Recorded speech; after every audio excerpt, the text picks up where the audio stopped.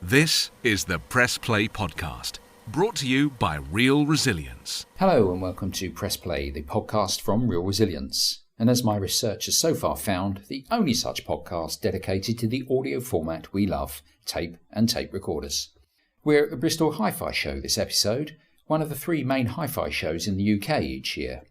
In spite of 30 plus years of working in the professional sector and visiting more shows than I care to mention, this is the first hi-fi show I have attended.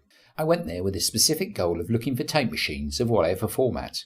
I found some, not a great deal I confess, which is a pity, but what I did find was, as you'll hear, great enthusiasm for the format, plus interesting news of upcoming products that we should all keep an eye out for and await with interest. Real Resilience continues to have a steady throughput of varied and interesting machines, from Revox A77s to two Studer A80s that we took delivery of last week. Plus I've looked at machines from MCI, a JH24 and a JH110. The first 110 I've worked on, and I was very impressed in both its simplicity of approach to handling and playing the tape and the sophistication of its operation, if that's not too contradictory. I've just completed work on a Lyrac Frida machine, the first I've touched since the late 1980s, and I'm really sorry to see it go, as I would gladly give it a home. It's a quirky machine, even being designed to hang on the wall, but still offers great tape handling and sonic quality. What I have added to my collection is an excellent condition low-miles Studer B67 Mark I, complete with trolley and meter bridge. It's in the queue for the usual work these machines require, and I'll post more on it on the Real Resilience website in due course. I'll be adding listings for machines for sale on the website too, from a couple of cassette decks that I've just refurbished to a nice looking Studer B62 and a Ferrograph Series 6 for a client. Again, I'll let you know when these are on the site. So, to the Bristol Hi-Fi Show. First stop was with Chris Muir. Now he's a representative of hi-fi retailer Audio T, who, in association with What Hi-Fi magazine, are also the show organisers. And I started by asking him what his take was on the resurgence of open reel. Now, I walk around the show. There is loads of play-out formats, CD, loads of vinyl, loads of amplifiers by the ton, and loads of speakers getting it out to your ears. But what is your thoughts on open reel tape machines coming back as an audio format for the hi-fi market? It would be very specialist, I would imagine, because obviously people got used to the convenience of metadata and all the rest of it in recording. Whereas obviously with reel you have to search through to find stuff, but the sound quality is probably, well, can be better than vinyl. So I know in America it's quite big, I know, yes, in the high-end hi-fi. So would you see that there will be a market for those kind of things in the high-end market? I mean, we're looking, I don't see prices high-end as a market, possibly, yeah. I don't see prices as a barrier. I mean, I'm looking at speaker systems that are £20,000 out there that they're selling, and some of these tape machines are such and such, but you see that. It could well do, because a lot of hi-fi types are a bit OCD, so they love things like that. Yes. Knobs, switches. Now adding nothing to Chris's closing comment, preferring to take a neutral path. But next up is a man who nails his colours firmly to the analogue audio mast. Hi-Fi Choice magazine reviewer and tape disciple Neville Roberts. Now, when I approached you, Neville, I mentioned about open reel tape machines for the podcast, and you said it's one of your passions. Please tell me more. It is indeed. Well, I've got a Studer A810, which has been completely upgraded with audiophile capacitors, all sorts of things. And it's I'm an analog addict, I'm afraid. So I'm a self-confessed analog man. I'm very much of the believer that digital audio is a bit like trying to reconstitute a cow from mince. So I'm very much of the analog side, and I love LPs, of course, and I've got obviously quite a large collection of them. But when you then get the analog tape that was used to cut the LPs, you realise how much compression you have to do to make an LP playable, effectively. You have to merge the left and right channels together so you don't get too much out of phase information, and obviously you have to compress the high frequencies a little bit to stop it burning out the cutter head. course, you don't get that with analog tape. And if you're fortunate enough, as I have been, to get access to the original master tapes of a number of recordings, it's quite staggering what the difference is. And so I've got a growing collection of analog tapes from specialists, because we're actually seeing a growth now, significant growth throughout the world in analog tape. From companies like Chasing the Dragon in the UK, Ultra Analog in Canada, Open Reel Records in Italy, just to name just a few. And again, the quality is absolutely staggering. If you think that you've heard the best from recording with an LP, you wait till you get analog tape. But it's not a cheap hobby, because you could get an LP for about 25 quid and a tape costs at least 10 times that. Well, I'd agree with you there, it isn't a cheap hobby, but clearly you're an analog and open reel passionate. Now, in a rival publication in December last year, there was an article about the resurgence of tape. Is that something that you're seeing, or you would agree with, that certainly in the hi-fi market, in the consumer market, tape is making something of a comeback? Very much so. Obviously, it's always going to be a niche market because of the cost. But we're also seeing cassettes coming back. And there's somebody called Nina who's just produced her albums on cassette as well as vinyl. And that's exciting. What's also interesting is that the cassettes being produced are not Dolby. Because Dolby actually introduces compression and coloration to the sound. And modern tape compositions means you don't really need the noise suppression that you used to have back in the 70s and 80s when cassettes were very much in vogue. So we're now seeing cassettes coming back as well as a way of people being introduced to the tape as a format. Then you've got 4-track stereo, the domestic machines, which are not quite making so much a comeback, but obviously of great interest to people who are starting out. But if people can get hold of pro machines that can do 15 inches per second half track, then it opens up a staggering world of quality that people who are after will love. Here on the Press Play podcast, I said it's dedicated to all things tape and tape recorder, and I do include cassettes with that, because to me it's tape, it goes around. But tape, when it was in its sort of heyday in the 70s or 80s, was always kind of a bit sniffy with the hi-fi fraternity, because they've got their vinyl, they've got their records. But now here you are being almost a disciple for cassettes, that almost bastard child format.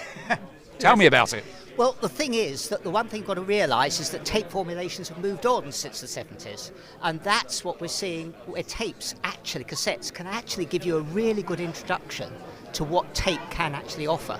And like a lot of things move on. RTM in France, I believe, is now making new tapes based on with new formulations, which are really quite staggering in terms of what they can offer.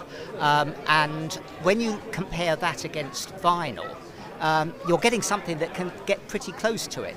Of course, when you go to open reel pro tapes, you're into a different league, but you're also into a different cost. So if people want to experience what true analog can sound like, certainly have a go at cassette. That's well worth them trying, because you can pick up cassette decks quite cheaply at the moment. You're obviously in tune with the hi-fi market and the products are coming out. We know about the Ballfinger. Yes. We know about the Thorens machines. Yes. Well, they're the ones I know of, and I've been involved in tape for pretty much 30 years, on and off, since my days when I first worked in it professionally. But do you know of any other machines that are, maybe Japanese manufacturers? I've heard there's a cassette resurgence in Japan, and I've heard there's new cassette machines coming out there, although the less said about the quality I've read, the better. But Yes. do you know of any other machines that might be coming along, or indeed when we'll actually get to press play on their Ballfinger or press play on their Thorens machines? Yes. The answer to that question is yes, one of which I'm not at liberty to talk about, but shall we say it will be a British-made machine. The other one is Metaxas and Sins. They've produced their tape machine, which is based on Stellavox mechanics. Fantastic looking machine. Absolutely amazing. Really good. So there are new machines being made, and if people are prepared to invest in the huge outlay to design new machines, that tells you something. And I've read on, in various forums and Facebook is a great place where the sort of the chattering tape classes get together to talk. And some people have been dismissive, especially of the ballfinger cost. But my argument is, as you said, if someone's prepared to put the money in for the R&D and the manufacturing costs, which, let's face it, are far more than any injection molded CD player will ever be. So there's a lot of money involved in that there. And then just the simple things like shipping it. It's a big piece of metalwork. It costs to ship. Yes. But here at the show, I see people willing to spend, or see speaker systems being advertised at £20,000 plus. Yes. So although that tape machine, yes, it is a lot of money and a serious investment, they still must think there's a market for people to spend that kind of money on a machine that, even if it just replays, there's still a market. And you agree? Without doubt. People who are prepared to spend, when you consider what people pay for a really high-end record deck, and you're looking at spending £10,000-20,000 for a record deck, cartridge, etc. Sending the same sort of money on tape to achieve an order of magnitude better quality doesn't sound quite so bad when you look at it in that context, does it? So that's why I think there's going to be a significant resurgence, and we'll see that. And we're just at the beginning of it now. Just think where it's going to be in the next couple of years. It's really exciting times.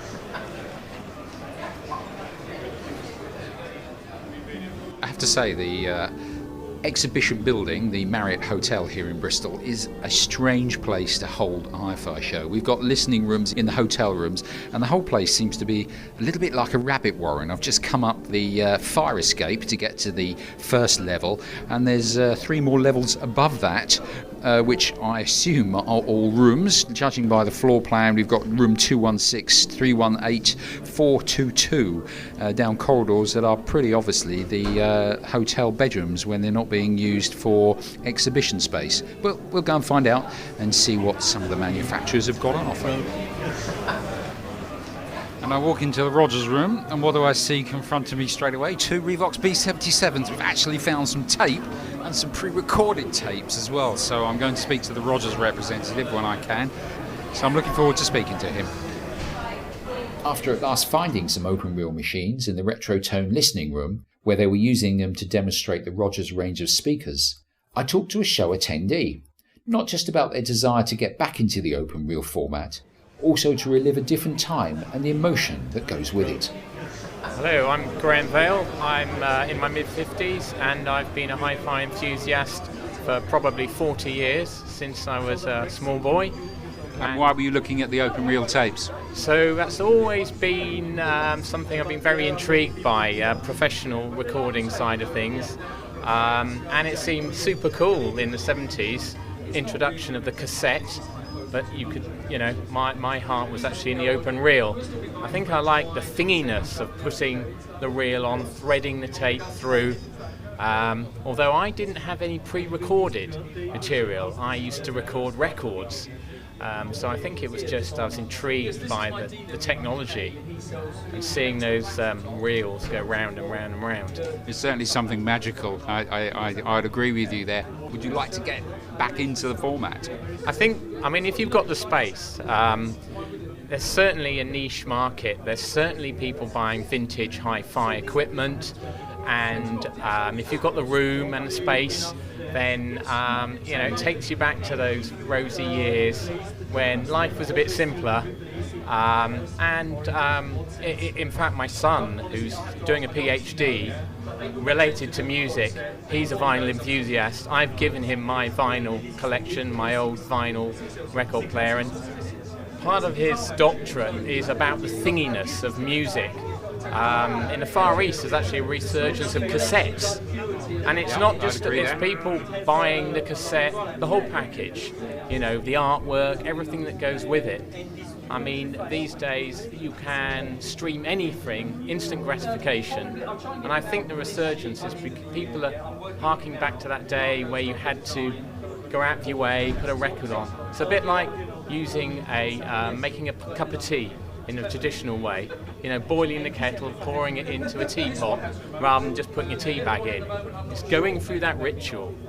I think that's part of the attraction, rather than just the sound itself. So that's certainly continue.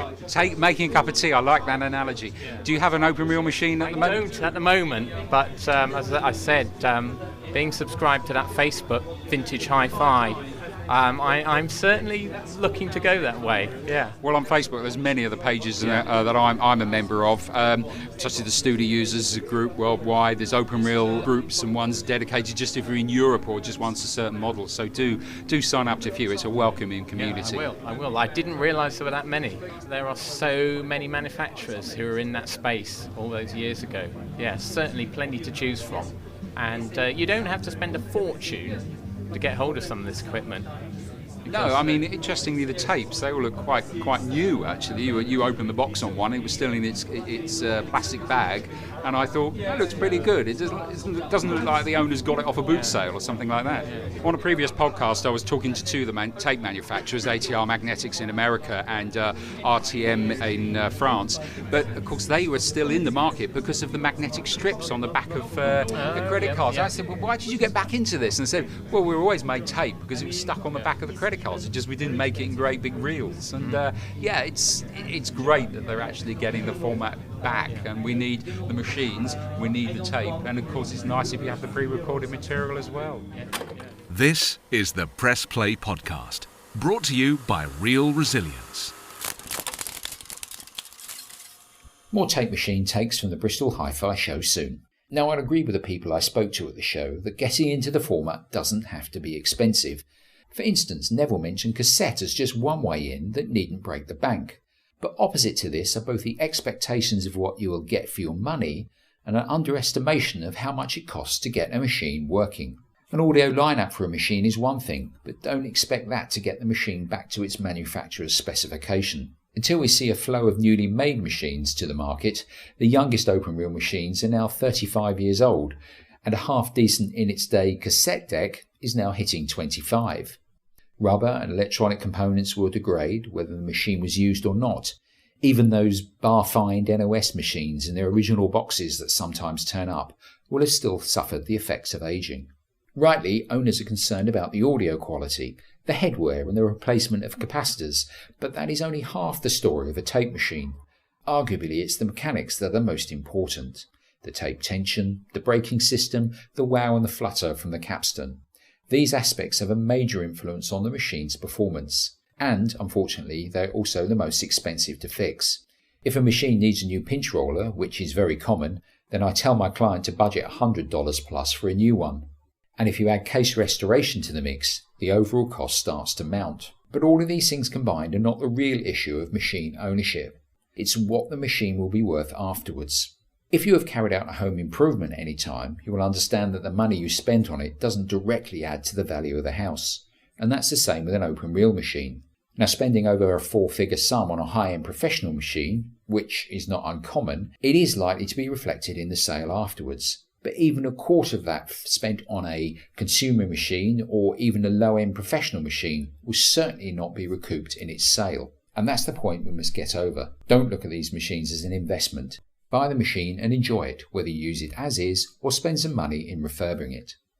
On another positive note, this is for owners of Muir 4000 series recorders. I can now supply a range of NOS parts for these machines, from motors to case parts. Some are already on the Real Resilience website shop, and I'll be adding more to the shelves in due course. And don't forget the free documents on the downloads page either. Again, I add these as time allows. I've nearly finished a document on tape splicing, as this was a subject of discussion on one of the Facebook groups, and I'm considering a video on how to do it too. And talking of videos, I conducted some research online to gauge the demand for learning how to do an audio lineup, either as a face-to-face workshop or as a series of videos. The consensus was a series of videos would be great for those not UK-based, so I'll get on and see if I can progress that too. Now, we return to the Bristol Hi-Fi show, where I caught up with an old colleague from my BBC days. I'm currently with Pete Thomas, a professional monitoring company, who used to be, years ago, my boss at the BBC at Outside Studios in, where was it? Portland Place, opposite Broadcasting House. And we've just been talking about tape machines, and you tell me you got a story about what machine was it? Studer B62. Had a film company come to PMC. They knew that we had a collection of old vintage tape machines, and they wanted to film a B62. It didn't have to work just as long as the reels went round. So I got it out the archive. It hadn't been powered for about 15 years. Switched it on. Thankfully, it all worked, and the reels went round. So we had a film cameraman there, a sound man, and the presenter. And about 5 minutes into him talking with this playing, all the little capacitors, there's a 0.1 microfarad capacitor across all the relays to stop clicks. Now all of those had already reached the end of their life, and they've got magnesium in them. Now, if you anything know about magnesium in fireworks, it produces that thick, white, dense smoke. So within seconds, all of these little capacitors blew up, and out of the tape machine came billowing this thick white fog. You've never seen a cameraman and a film man and a sound man run so fast in your life, and it was fine. I mean, they just burnt out, but it filled the room with so much smoke you couldn't actually see more than about the yard in front of your face. It was brilliant, but to see their faces, they ran away. Anyway, they got the shot they wanted, so that was the main thing. Well, that's the main thing. We all get probably had the experience that we know about Studers and the riffer caps going bang on on the motors, and the machine actually kind of carries on working. It does. But did this 62 carry on with after all the caps went? Yeah, it worked perfectly well. It just blew all the caps. Anyway, Fantastic. I've managed to find a supply of the exact same capacitors now, so we can refurbish them, keep them going. Now, obviously, PMC, Professional Monitor Company, you're known for your speakers. I mean, I remember when you were my boss at the BBC, you were always tinkering with speakers. That was your thing. Yeah. But you say you've got a collection of tape machines? Yes, I mean, quite a cross-section. I mean, most of them are Studers or Revoxes, but, I mean, we didn't set out to collect them. We sort of they migrated towards us almost. We started collecting transmission line speakers from the past as part of a collection to show our distributors and dealers. Then people started saying, you know, would you like this tape machine? Would you like this turntable? So we've now got, we have a huge barn at the back of PMC, and it's now full of all this vintage hi-fi and pro gear. So the plan is to open it as like a little museum, so people can come and view it. Whether we'll ever get there, I don't know, but it's quite a task. But are you planning on opening that to the public or just to the trade? At the moment, probably just the trade. If you open to the public, you end up with an awful lot of health and safety regulations, and you can bet. But long term, that would be nice. It'd be nice to have like a visitor centre. Try and get people interested in audio, and if they can see all this old kit, might get them fired up and might buy more speakers, which would be the goal, really. It's been wonderful to speak to you again. It's great to catch up at the show, and I hope you have a great show. Thank you very much. Thank you. Towards the end of the day, I made a beeline back to the Rogers listening room where the two B77s were to talk to Retrotone's owner about why he was using them as a source format. Now, I've been walking around the Bristol Hi-Fi show here, and so far I have found pretty much an absence of open reel machines, except for one stand, and that's the Rogers stand. And Luigi Papagno is running the stand, and there he has two Revox B77s. Now, tell me about those machines. Right, okay, so we just decided that we'd like to experiment with some reel-to-reel because we saw that sort of getting back in vogue. So I started off a trek of trying to find some machines. And the first problem we had is getting one that works. You buy one second hand and they're poor. So after trying various places to get it sorted out, long and short of it was we decided to restore them ourselves. So we finally settled on two B77s. Why two?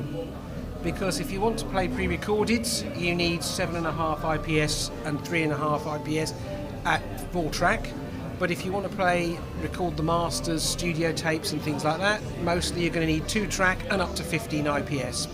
So to cover 4-track and 2-track and all of those speeds, you end up needing two machines. Those two machines are wonderful. I know we've just been listening to some lovely Italian opera that from, I think it was 1972, I was just looking at the tape. How has the reception been with the people here at the show that you've got some open reel? Well, it's like the moment people walk in, they go straight to the reel-to-reel. So in some respects, it's a downside. We're here to show Rogers and we go, oh, you've got a reel-to-reel. Can we listen to that? The downsides with it is the choice of tapes. We've got a fair few in there, but it's always trying to find a wide enough choice of tape to actually use. So what we've now started doing is making some recordings of our own CDs on the 7.5-inch machine, and they've actually enhanced the quality of the digital somehow, and we're finding they're just as lovely to listen to. So now we're getting a wider choice of tape. So tomorrow we'll be playing the fast speed thing with recordings that we've made, and it'll be interesting to see what people make of it. Now, I must confess, it's not the first time I've been back to your stand. I'm kind of drawn like a moth to a light to the tape machines. And I have been overhearing, earwigging, there's people saying, how can I get a machine? How much these things cost? Is there an interest? There certainly is an interest. The difficulty is that they're old. Even a B77, which the reason we chose it was because it was among the last of the machines. I think one of ours is as late as probably 83, 84. A77 started at 69 onwards, I think. So we're looking at things that inevitably are going to need some substantial rebuild, just purely because of age. It's nothing against the Revox itself. In fact, they're amazingly lasted really, really well. But capacitors wear out, motor drives, things like that. So you've got to be prepared to do some work. Now, for someone that's a little electronic or electromechanically orientated, it's a great machine because there's no shortage of the parts. The way in which it was made, they're all discrete components. There's almost nothing you can't get if you need to. The downside comes is if you want someone else to do it, because it's so time consuming, the labour element's going to be huge.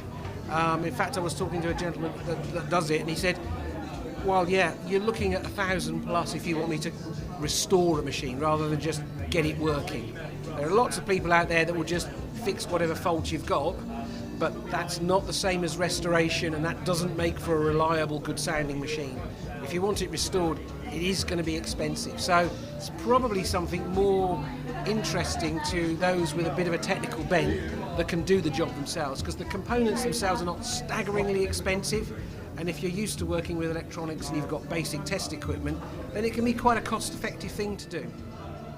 So you're here representing Rogers. I've got a pair of LS35As, lovely speakers, and I'd encourage anybody to go out and buy a pair because they're just such beautiful sound. And you are playing tapes that you've obviously bought off auction sites, so original tapes. So you're not selling pre-recorded tapes. So why have you actually got the tape machines here then? Because it makes our loudspeakers and our amplifiers sound wonderful. It's a really good way to demonstrate the things we're doing. If you listen to a really nicely done tape, you're just one layer closer to the original than you would be with any other medium. If you're listening to a record, the tapes you can now buy from people like Recording the Masters are copies of the master tapes that would have been used to feed the cutting head to make the record. So you're one layer closer. The other thing is the electronics and retrieving from the head are simpler than a needle tracking in a groove. So it's easier to get really good sound from it. So ultimately, it's probably in analog, it's probably the closest you're going to get to having sat in the studio with the guy recording it. I'd agree there. I mean, we were just listening back to the Italian opera, and I remarked to you the separation you get. You just couldn't get that in vinyl. The channel separation. It's just there. No, it sounds so wonderfully natural. The tonal balance and everything about it. You kind of forget you're listening to the tape. You're just listening to your music. So that wraps it up for another Press Play podcast. My thanks to the following for their contributions: Chris Mee of Audio T Hi-Fi, Neville Roberts of Hi-Fi Choice magazine, Open Reel enthusiast Graham Vale, and thanks Graham for the analogy of making a cup of tea is like lacing up and playing a tape. I'll use that again if you don't mind.